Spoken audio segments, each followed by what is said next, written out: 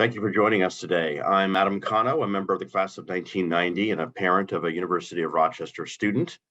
At Rochester, I majored in political science and history.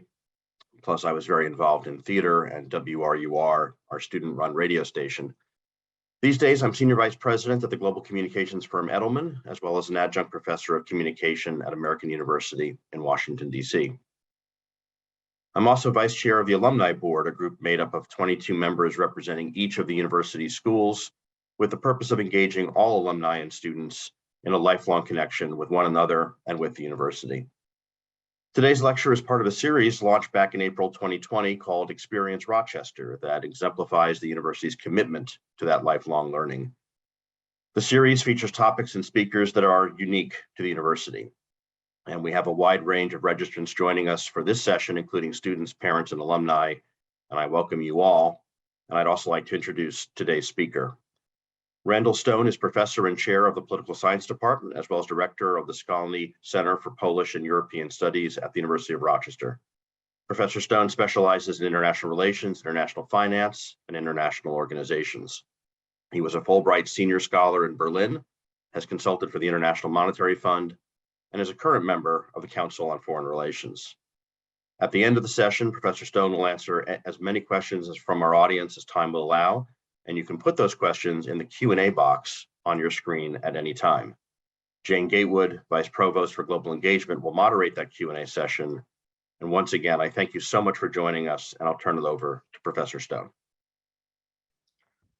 Well, thank you, Adam. And I want to thank all of you for tuning in to what has become a very fast-moving and hard to understand part of our current world.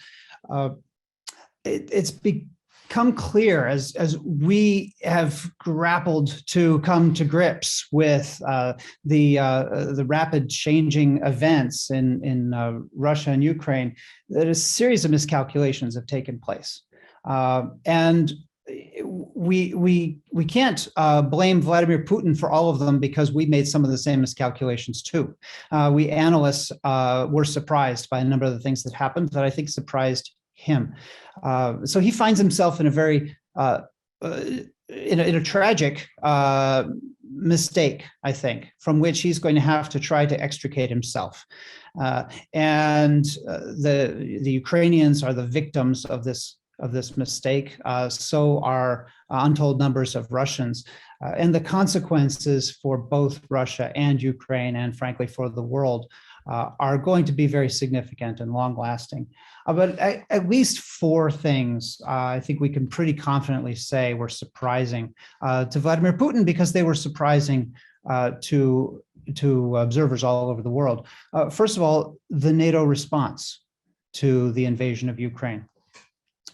I think it's safe to assume that Russian elites expected a rather disorganized and weak response from NATO. That's certainly what my contacts with Russian intellectuals over the years made me believe that their expectations were, for a variety of reasons. Right? They read a lot into the opposition in Congress to President Biden. And because Congress is divided, they think that U.S. foreign policy will be divided. And of course, that misunderstands how U.S. institutions work. They read a lot into the Brexit crisis, right? Britain's departure from the European Union. And because Britain left the European Union, they expected NATO to be paralyzed as well. But of course, that misunderstands the relationship between those two very different institutions, the roles that they play and the roles that individual countries play in foreign policy in those different institutions. And so the unified NATO response has been a shock, and I think has been a challenge for Putin. The strength of the Ukrainian resistance has taken everyone by surprise. Except maybe the Ukrainians. I think they were speaking very confidently of their determination and their ability to defend themselves before the crisis broke out. But what most military analysts believed was that air power would be absolutely decisive in this conflict, that Russia would very rapidly achieve dominance in the air over Ukraine and would be able to to dismantle the Ukrainian ground forces from the air, and that never happened. Right, so the airspace over Ukraine is still contested today, more than a month after the invasion began. It's very difficult for Russian pilots to fly missions during the day because they'll be shot down by Ukrainian air defenses. And the nighttime skies are contested by Ukrainian Air Force. Fourth, Russian capabilities. I think everyone overestimated Russian capabilities, particularly in the air and command and control and logistics and so forth. There's an expectation that those things would work relatively smoothly, because small scale operations against Georgia in 2008, against Crimea in 2014, were quite successful. Were carried out by highly trained elite units. But Russia is now invading with their entire army, and most of their army is not highly trained, not highly effective. And so there have been logistical bungles on all sides. And it's turned out that the capabilities of the Russian army fell far short of what observers in the West and presumably in the Kremlin expected. And finally, the severity of the sanctions. It's a surprisingly robust package of sanctions, and they've been absolutely devastating to the Russian economy. So all these things have added up to a very different kind of war than Vladimir Putin must have anticipated when he invaded on February 24th. I'm going to try to offer a bit of a perspective of a political scientist on some of these sort of unraveling mysteries, and give a little bit of perspective in terms of how we understand comparative politics and how we understand international conflict. But the central enigma here is understanding Putin, and political science doesn't help us very much with that. Right? This is a matter of trying to figure out the motivations of an individual who is just absolutely pivotal here. His political system imposes essentially no constraints on him. And so in analyzing Russian foreign policy, we're fundamentally analyzing the motivations and calculations of one of the most inscrutable people on the planet. We know that he's deeply motivated by conservative ideas, and he's very much identified his political brand with the Russian Orthodox Church. And so part of the motivation in Ukraine is clearly trying to recapture ground for the Russian Orthodox Church. And it's a source of deep offense to the Russian Orthodox Church that the Ukrainian Orthodox Church is a separate organization, and that it has sort of asserted its autonomy from Russian Orthodoxy. He clearly is a Russian nationalist who is deeply motivated by ideas about rebuilding the glory of Russia and the prestige of the Russian nation. An essay that he wrote last July on the historical unity of Russia and Ukraine didn't attract nearly as much attention at the time as it has attracted since. A link to that will be one of the items that we'll send out after the webinar, a translation in English. But it's a very deeply revealing document. Much of his speech on February 21st, which was taken from this document, which he lays out historical justification with a surprising amount of detail for his view that Ukraine is kind of an invented country, not really a nation, that it's somehow an appendix of Russia, but actually a spiritually important appendix of Russia, right, which needs to be incorporated into, or the connection needs to be maintained with Russia. He describes Kiev as, the mother of Russian cities and so forth, and so you even get a glimpse of some of the territorial objectives in there that seem to be unfolding. That it wasn't just the eastern portion of Donetsk and Lugansk, which have been disputed now since 2014, after Russia organized an uprising there and sponsored a separatist movement to cut them off from Ukraine, not just Crimea, which he seized in 2014, and not just the intervening territory along the Black Sea, but also territories in the northeast part of Ukraine, including Kiev itself. Right, so it looks like judging by that document, his territorial ambitions included most everything up to the Dnieper River in Ukraine. So that's a glimpse of what he may have been looking for.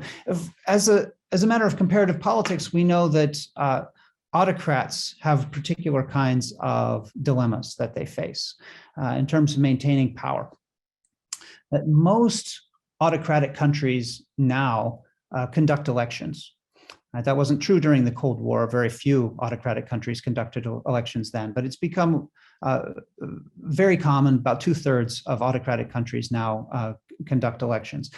And so the popularity of the leader is important. Now, of course, most of those autocratic countries conduct very unfair elections. They cheat massively. They use a lot of repression to boost their numbers and so forth. But the trick, political scientists believe, behind these elections is to maintain uncertainty about just how unpopular the autocrat really is.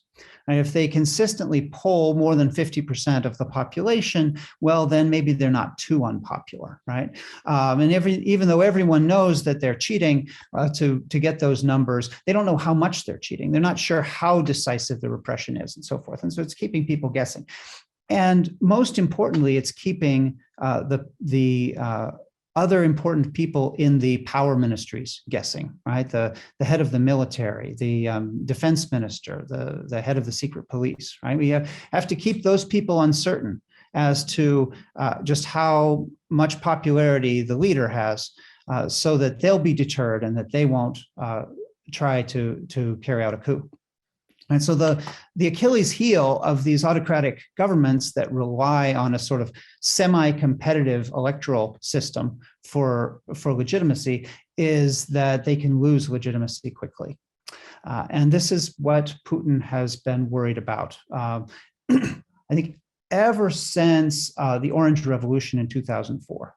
This was the first time that Ukrainians rose up and overthrew an autocratic leader who had been attempted to be foisted upon them by a manipulated election.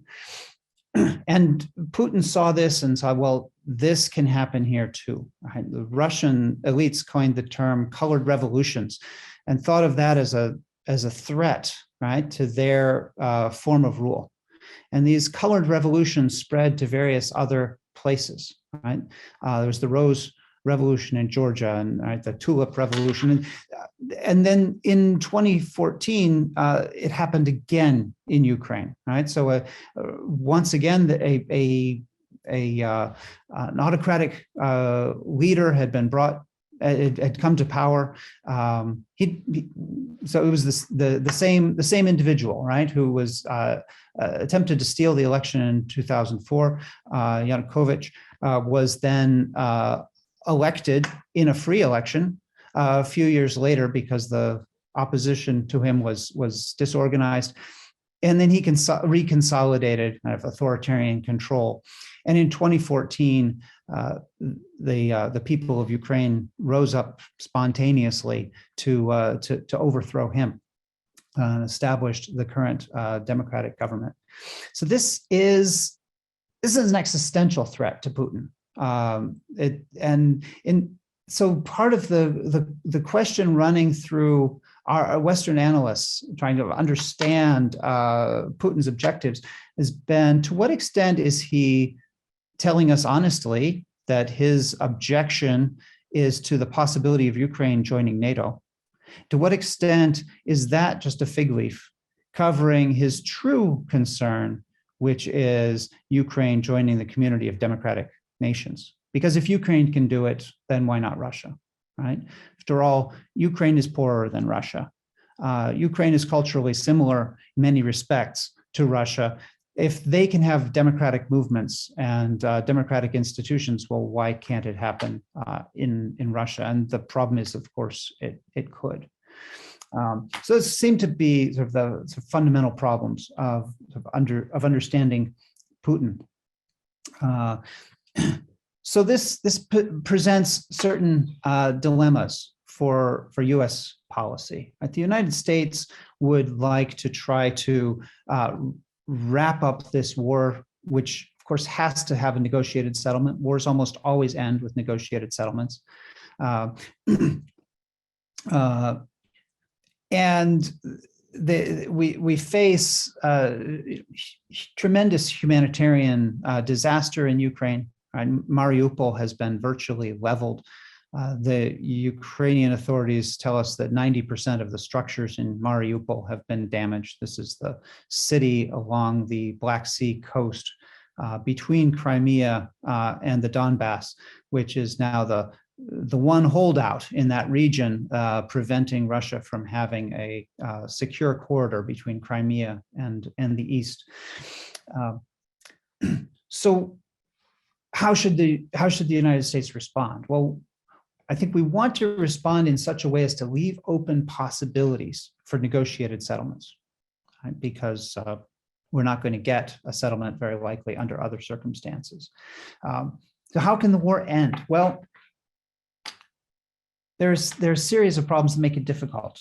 There are what we call interlocking commitment problems.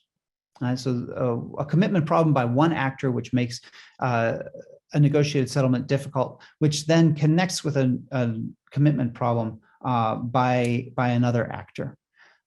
So the United States and the West has a very hard time committing to not allowing Ukraine to join NATO at some point in the future, right? Which has been isolated by Russia as a fundamental objective to be avoided. And this is complicated by the fact that administrations change in the United States, right? So Russia thought they had a commitment from George H.W. Bush, the elder, that NATO would not expand. But then Bill Clinton became president, and he hadn't promised that NATO would not expand, right? And the situation has changed, and NATO expansion seemed to make sense, right, in the 1990s, in the context that then prevailed. But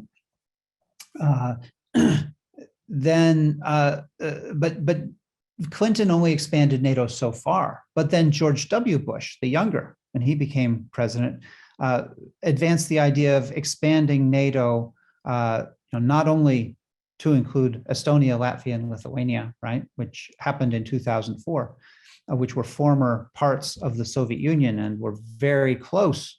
Were of course bordering Russia and very close to Moscow and Leningrad, St. Petersburg. First time I went there in 1989, it was called Leningrad. He went further, and then in the Bucharest Declaration in 2008, NATO announced that Ukraine and Georgia would eventually become members of NATO. Now, they didn't say when that would happen, right? And Georgia's membership was apparently foreclosed by the war in 2008. But Ukraine's membership remained a possibility, right? Something which had not been worked out, had not been promised, right? So it was an open wound, right, in U.S.-Russian relations.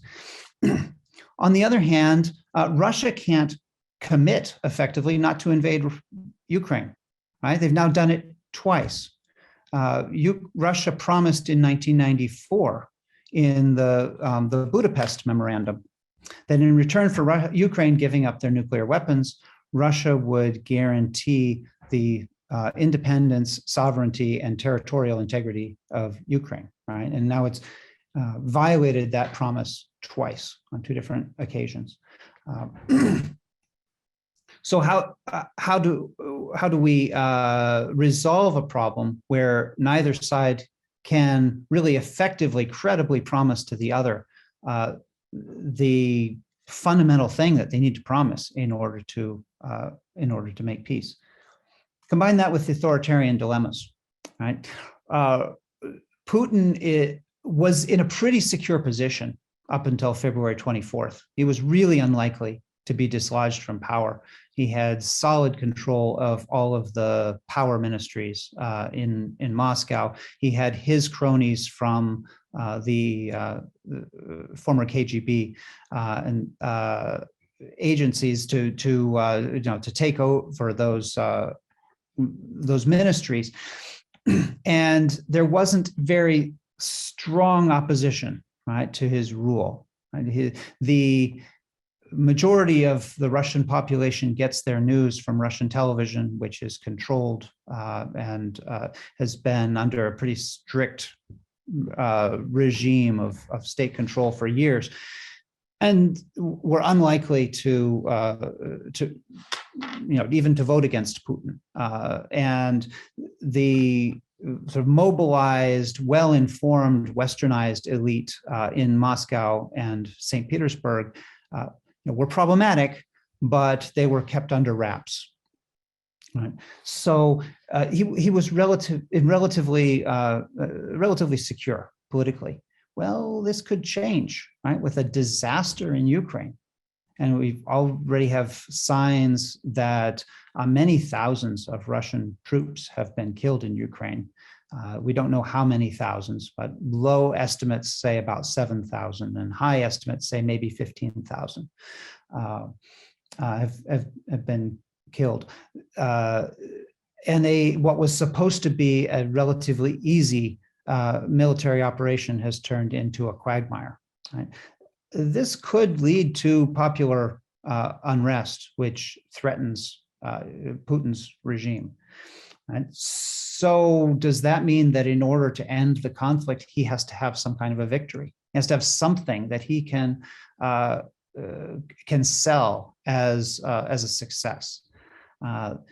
Well, the latest moves on the ground suggest that he's scaled back his ambitions. He doesn't think he's going to take Kyiv or any other major cities in Ukraine, but that he might be able to cut off the large portion of the Ukrainian army, which is arrayed in the east against the Donbas area. And that could be a sort of a tactical victory, which would allow him then to enforce a territorial settlement, which expanded the Donetsk and Lugansk republics, which he announced a few weeks ago, to include the entire administrative areas of Donbas and Lugansk, where they currently only include a minority of that territory. Perhaps that's something that he could sell as a victory. But this runs up against a basic ambition of the Ukrainians to maintain their territorial integrity. And Volodymyr Zelensky, the heroic president, embattled former comedian, president of Ukraine, who's been mobilizing his country to fight Russia to a standstill, has indicated that, well, we might be willing to compromise on some things like NATO membership. Maybe we would agree to neutrality in return for some kind of a guarantee that was multilateral of our security. But territory is fundamental. We're not going to compromise on territory. So at this point, it looks very difficult to reach a solution. A decisive victory for Russia seems impossible at this point, at least very unlikely. The collapse of the Russian military seems possible. It's an interesting article that, again, will be forwarded to you by Elliot Cohen, which is entitled "Why Can't the West Admit that Ukraine is Winning?" Suggests that the tide is turning and that Ukraine may be in a position to cause the eventual collapse of the Russian army. There are some signs of real structural weakness in the Russian army that could move in that direction. Popular unrest in Russia, right, is another possible solution of the crisis.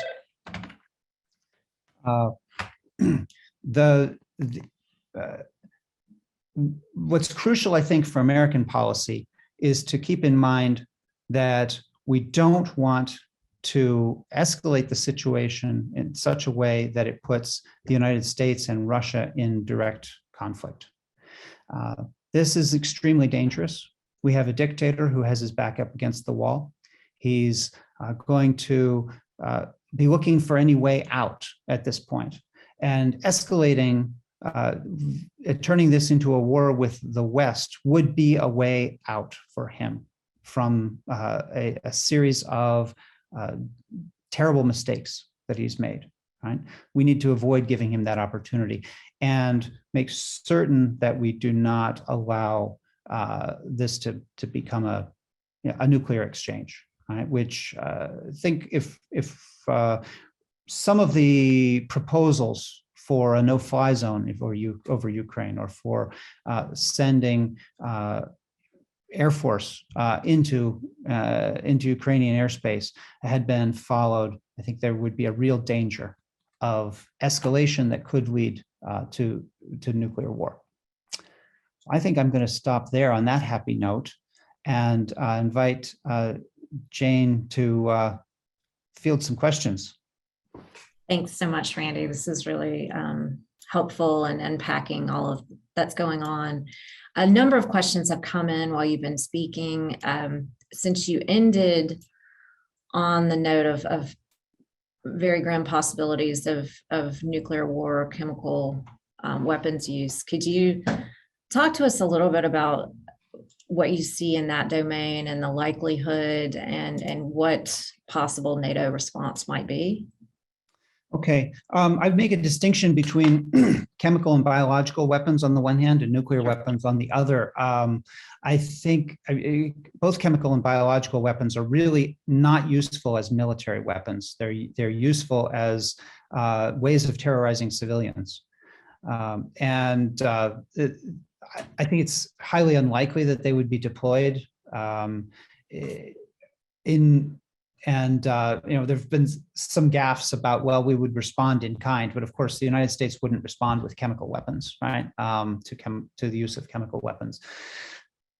In the past, we've shown that we're not really willing to intervene to prevent the use of chemical weapons against civilians, right? Either in Iraq or in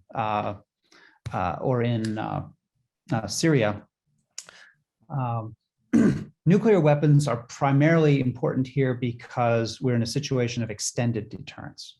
All right, so international relations scholars distinguish between immediate deterrence and extended deterrence. And immediate deterrence is, I will use nuclear weapons against you if you use them against me. Right. And so throughout the Cold War, we had that posture of mutually assured destruction, and nuclear weapons we were fairly certain would never be used because it would have been disastrous for both sides. Right? But extended deterrence is a little bit more problematic. I will use nuclear weapons to defend my ally, right, or to defend some objective. So Russia used extended nuclear deterrence to protect Cuba during the Cuban Missile Crisis, Right? The United States used extended nuclear deterrence to defend Western Europe from a putative Soviet attack, right, during the Cold War. The Soviet Union never really planned to attack Western Europe, never came close to doing that. But that was what American defense doctrine was all organized around, was that particular concern. So in this case, Vladimir Putin is using extended deterrence to prevent the United States from intervening in a conventional war in Ukraine. And he's made it clear that if NATO intervenes by sending its air force into Ukraine, the response would be a nuclear response. And the reason for that is that the NATO air forces are so much more powerful than the Russian air force that they would quickly prevail, and Russia would not have any chance of winning the war under those circumstances. And that is sufficiently important, right, that Putin would be willing to escalate to nuclear war to prevent it. And I think the way that would likely unfold would be nuclear attacks against the air bases in Poland and Romania, perhaps Italy, right, that the Air Force was operating out of. So this is why this has just been off the table for NATO.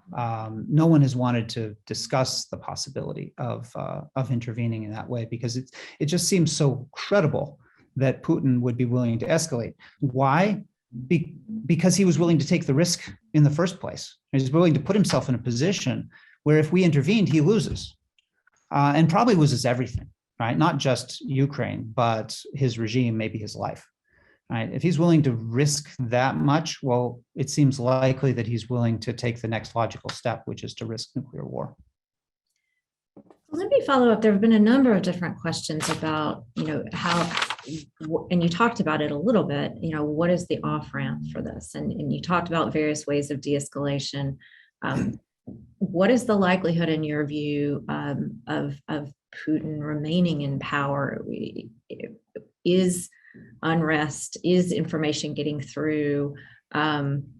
What about the political elites in Russia? Do they, are they likely to continue to support? Can you talk more, dig in more about those areas? Yeah, I mean, the real risk for Putin is that millions of people in Moscow decide to go into the streets, right? And there are a very large number of people in Moscow who would be willing to go into the streets if they thought all the rest of them would, right? It's a coordination problem. But you don't want to be the one who's out on the street with your yellow and blue Harry Potter books, right? And be arrested. You want to be there when everyone else shows up, right? So I think that it's inherently unknowable, right? It's the reason it hasn't happened yet is that they haven't coordinated on it. And it's difficult to coordinate in a situation where there's a news blackout, where Facebook is blocked, right?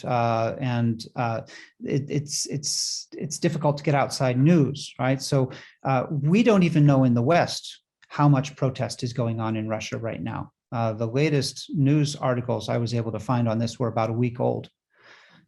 And as of a week ago, there were still thousands of people protesting in dozens of Russian cities and being arrested. And the arrest total had gotten up to about 15,000, which is impressive considering what you're facing if you're arrested and put in a Russian prison. Some of those arrested have been reported were subject to torture. This is a scary thing to risk.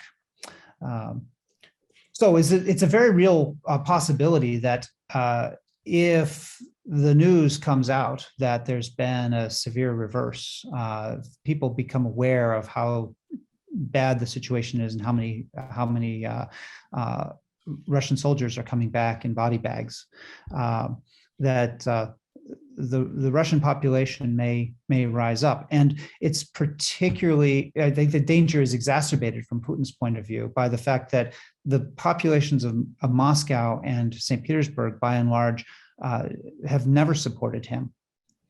right? That's where the opposition is concentrated. Those are people, that's where the middle class is, the people who have benefited from globalization, and where many people speak English and have access to Western news sources. Right, so that's where the danger is greatest, and that's also the population that's been most directly affected by the sanctions, right? Because their restaurants were shut down, their jobs have dried up, and so forth.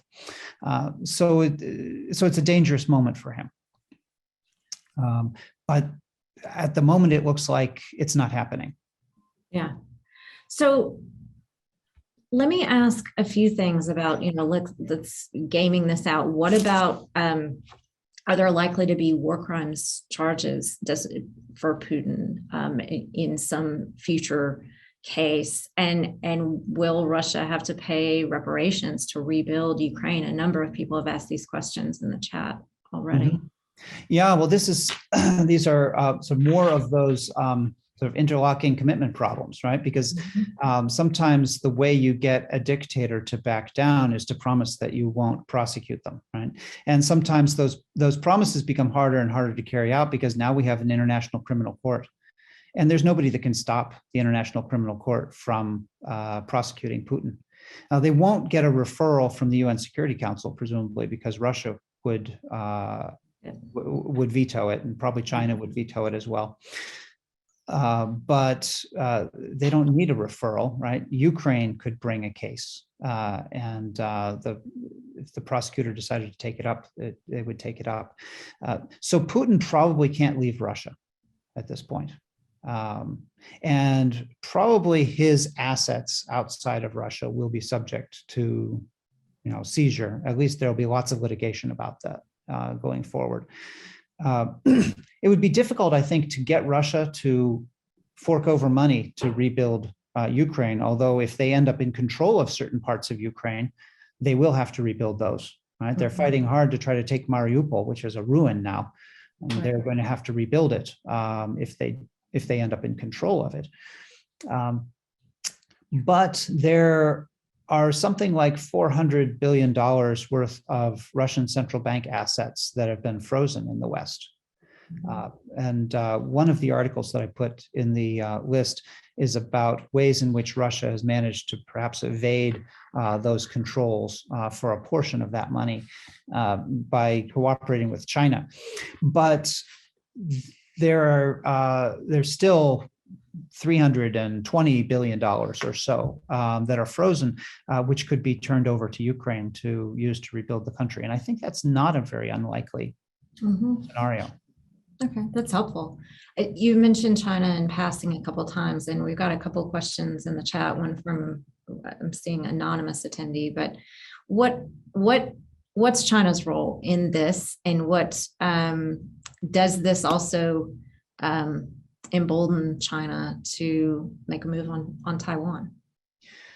Yes, well, so China, I don't think it's an accident that the timing of this invasion and the Olympics, right? That Putin and Xi met and promised their undying friendship just before the Olympics, and the invasion was delayed at some logistical cost to the Russians until after the Olympics were over, right? Had they started a couple of weeks earlier, they wouldn't have had to deal with the early thaw, which paralyzed a lot of their armored vehicles and made it difficult for them to maneuver in the northeast of the country. So Xi Jinping has been, the Chinese leader, has been supportive of Russia in a number of respects, has contemplated the possibility of military support, has held out the possibility of helping financially, hasn't done anything really very important concretely yet. And Chinese sort of social media activity has been promoting the Russian side of this event. So that's that's significant. the full weight of Chinese propaganda is on the Russian side, and it has a lot of influence around the world because of Chinese extensive investments in foreign aid programs and so on.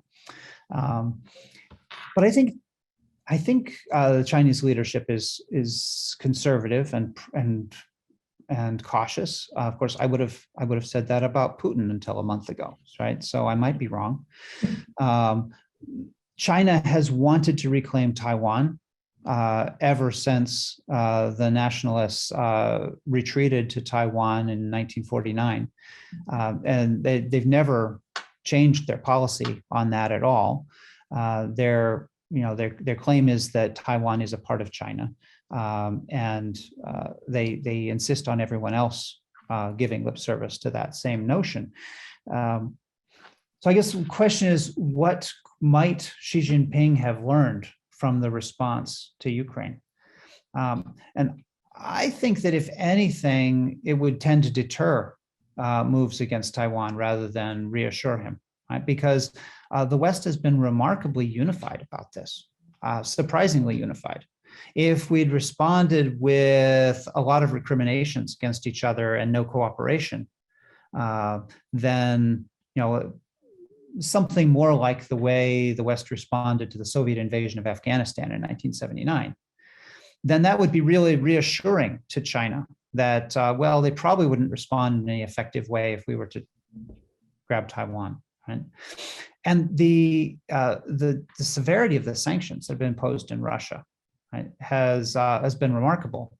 Similar kinds of sanctions against China would be more devastating to China than to Russia, right? Because China is more integrated into global networks. Its economy is more dependent upon trade with the rest of the world. Now, make no mistake, imposing those kinds of sanctions on China would be disastrous for the global economy as well. I mean, it would be a crisis that would, the global financial crisis would be barely remembered in comparison to the kind of crisis that would be. But it would be very asymmetric, right? The impact on China would be much more severe. And so it seems to me that if you want to deter with economic sanctions, you want to deter China that way, rather than fight a war over Taiwan. This was a pretty good demonstration of resolve to deal with this kind of attack with economic sanctions. And the United States has much more at stake economically in Taiwan than in Ukraine, right? So that also should weigh on China's leadership. Do you think that a couple of people, Donald Rose, and has asked about you mentioned the sanctions, but can you speak about the long-term durability of them? And you briefly mentioned the industrial disruption, but are you capable? Can you dive deeper into that and what you see? Sure. Yeah, no, happy to. So in the most potent thing that was done was freezing the central bank of Russia's reserves, right? Because that meant that the central bank wasn't able to use the $600 and some billion that it had accumulated in foreign reserves in an effective way to try to defend the Russian ruble. So about $400 billion of that was in foreign currency assets lodged in foreign banks, right? And so the sanctions locked that up, and now that money is for the most part not reachable. Some of it may have been deposited with the Central Bank of China, so they may have access to some of it indirectly. But if they try to get it, it may still be possible for the Western sanctions to clamp it down. They also have about $150 billion worth of Chinese bonds, but if they try to dump all of those at once, that won't make China very happy, right? And they've got about $150 billion worth of gold. But who can you sell $150 billion worth of gold to? I mean, you can't. It's not really feasible. You can borrow against it. It's perfectly good collateral, but you can't borrow from anybody, right? So the sanctions have just sealed up Russia's ability to defend its currency. So the effect was that the ruble dropped from about 75 rubles to the dollar the week before the invasion to 150 rubles to the dollar the week after the invasion. Now, it subsequently stabilized at a level of about 95 rubles to the dollar. But in order to do that, they had to suspend what's called current account convertibility of the ruble, right, which is one of the key accomplishments of the economic transition, is that they made the ruble a convertible currency. But now anyone and any major company in Russia that does foreign trade has to surrender 80% of their currency to the central bank, right, which is a huge tax on their exports. It basically means that the foreign exchange market isn't working, foreign trade isn't working, and so on. So that's a huge problem for Russia. And then in addition to that, you have the informal sanctions that foreign investors have pulled out of Russia. We've heard a whole series of them, from McDonald's to IKEA, pulling out, and because they don't want to be associated with this. This is a sign of bad corporate social responsibility if you're doing business in Russia, right? And so everybody's pulling out. Now that is probably a permanent effect. Right? Mm-hmm. Once companies have withdrawn, it's going to be costly for them to go back in. It's going to be a long time before Russian firms are able to reestablish connections that they had before. So, the Russian oil and gas industry is deeply dependent upon technical expertise and technology from Western companies, which, because they had less effective technology under the Soviet Union, and what they had eroded, right? So that they're completely dependent. In order to do drilling, in order to fix gas leaks, right, they need Western companies' investment. And those companies have all withdrawn, right? So it's going to be a while before those connections are made again. And similarly across the Russian economy. Yeah. You're the way you started this, with this being sort of a tragic mistake and miscalculation, just it becomes larger and larger the more time that goes on. Mm-hmm. Larry Katz has asked a question in the chat that saying that George Kennan warned that NATO expansion was a mistake, and because it would eventually lead to conflict with Russia. Others have disagreed and believe that the current Russo-Ukrainian conflict were inevitable, and with or without NATO. Can you speak a little bit about your view of this? Yes. Well, I was very skeptical about about NATO expansion, particularly extending it to Estonia, Latvia, and Lithuania. I thought that was, though those are countries that have made a democratic transition, they had reformed their economies, they were doing really well. It just seemed like a kind of a mortal insult to Russia to extend NATO to include countries that were part of the former Soviet Union. These decisions were made in the 1990s at a time when Russia was really weak and the United States was more powerful and more self-assured than it has ever been in its history. And so that's part of the context. It was just hard to take Russian concerns very seriously at the time. But I remember telling people in Washington in the 1990s that, well, Russia is not always going to be a has-been. I remember a particular point in time where Russia's GDP that year was equal to about the GDP of Portugal. And said, well, it's not always going to be that way, right? This is a sign of financial crisis that left it like this. Russia's GDP before this crisis was on the par with India or Brazil. Right? It was a major power again, but it was not one of the top economies anymore. So yes, I think that NATO expansion played an important role in undermining sort of the liberal consensus in sort of the first Yeltsin administration. Yeltsin had a very sort of idealistic foreign policy initially, and it was based on democracy and Westernization. For a while, we thought that maybe Russia would join NATO, right? And there was always an undercurrent of skeptical criticism of him that that the West isn't really to be trusted, right? That maybe they're not our class enemies after all, but they're still not to be trusted. And that there was a sort of a realpolitik tendency in Russian political analysis, which gradually got stronger in the course of the 1990s, and combined with the skepticism about democracy and about economic reform. And once economic reform had gone really badly, and Russian democracy looked really corrupt, and then on the foreign policy front, it looked like you were being outmaneuvered by the Americans. And increasingly surrounded by what seemed like a hostile bloc of nations.